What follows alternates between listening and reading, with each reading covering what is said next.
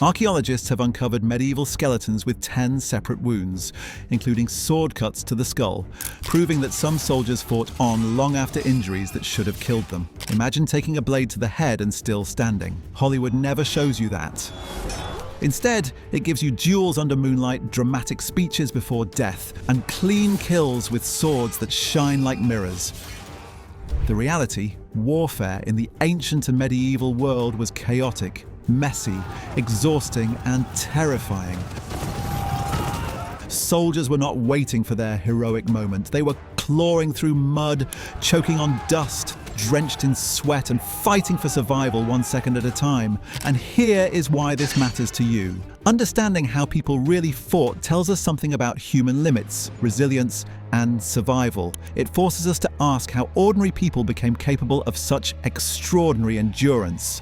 By the end of this video, you will know how ancient and medieval soldiers truly fought.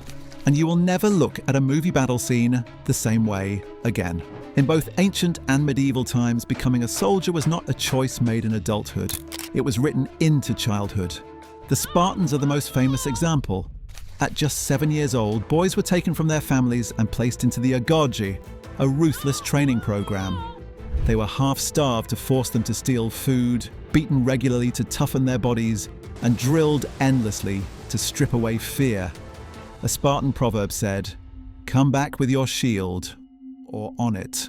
Retreat was worse than death. Japan's samurai lived under a similar discipline. By the time most children today are learning math tables, samurai boys were already drawing bows, practicing sword strikes, and training to fight on horseback. Their education included Zen meditation and calligraphy. It might sound odd to mix poetry and combat, but the discipline of art balanced the discipline of war. A samurai had to master both body and spirit. Medieval Europe created warriors through a system of pages and squires. At 7, boys entered noble households as pages, learning etiquette and basic skills. At 14, they became squires, training in wrestling, horsemanship, and weapons drills. Chroniclers wrote of squires carrying armor so heavy that their backs ached, yet being forced to keep marching. By the time they became knights, their muscles and lungs were forged through years of relentless effort. Across the world, children were not raised to be scholars or merchants. They were molded into weapons. And once those weapons were unleashed, the battlefield was nothing like the neat duels of Hollywood. The first thing to understand is that real battles were not made of one-on-one duels. They were organized chaos. Romans mastered this with their legions. Each soldier carried a rectangular shield, a short sword called the gladius, and a pilum, a throwing spear designed to bend on impact.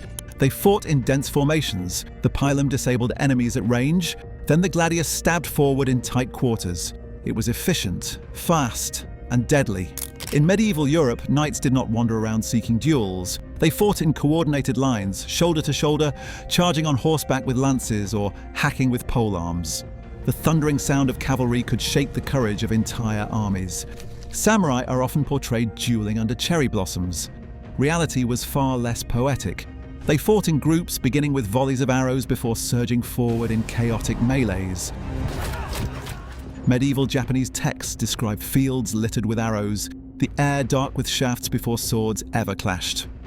One chronicler from the Middle Ages described battle as the sound of thousands of men screaming, the earth itself trembling under the hooves of horses, and the air darkened with missiles that was the reality.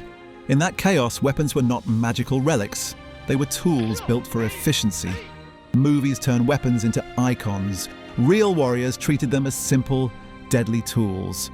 The Roman gladius was short, plain, and designed for stabbing in formation. Swinging wide was risky, stabbing was efficient. That was the philosophy. The Japanese katana is famous today, but on the battlefield it was rarely the first choice. Spears and bows did most of the killing. The katana served as a sidearm, pulled when distance collapsed. European longswords are often shown as heavy slabs of steel. In reality, most weighed just 2 to 4 pounds. Balanced and versatile, they could cut, thrust, grapple, or even smash with the pommel. None of these weapons were sacred. They were practical, a means to survive. And just like the weapons, armor is another thing Hollywood gets completely wrong. Hollywood loves to show knights lumbering around in clunky armor, barely able to lift their swords. The truth is the opposite. A full suit of plate armor weighed between 33 and 55 pounds. That is less than what a modern soldier carries in gear today. The weight was distributed evenly across the body, allowing knights to run, roll, and mount horses without help. Modern studies show wearing plate armor nearly doubled energy use, but knights were conditioned like elite athletes. Samurai armor was lighter, made of lacquered plates tied with silk, built for mobility and archery. Roman legionaries wore segmented armor called lorica segmentata, combining flexibility with solid protection. Armor was not a burden, it was confidence. Imagine striking an enemy, hearing the clang as your blow bounced off and realizing he was still coming. That sound alone could shatter your will to fight. In movies, one wound is the end.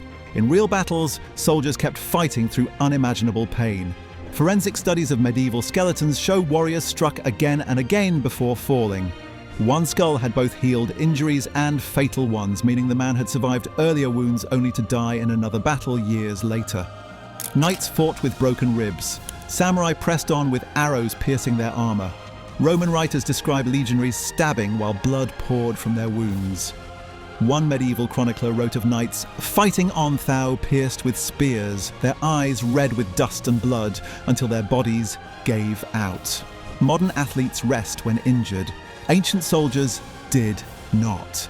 Pain tolerance was not optional, it was survival. And behind that survival was an even greater weapon, the mind. The strongest weapon was not steel, it was fear.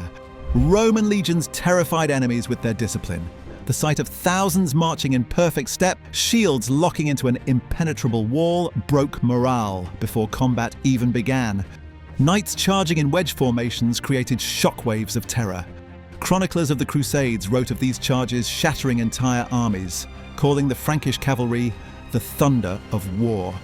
Samurai embodied Bushido, the acceptance of death. Before combat, some announced their lineage aloud. It was not just pride, it was a declaration, I am ready to die. Are you? Facing soldiers who welcomed death was more terrifying than any weapon. And when you compare this reality to the movies, the difference could not be greater. So how did they really fight compared to films? Movies show clean duels. Reality shows brutal, muddy survival. Movies show clumsy armor.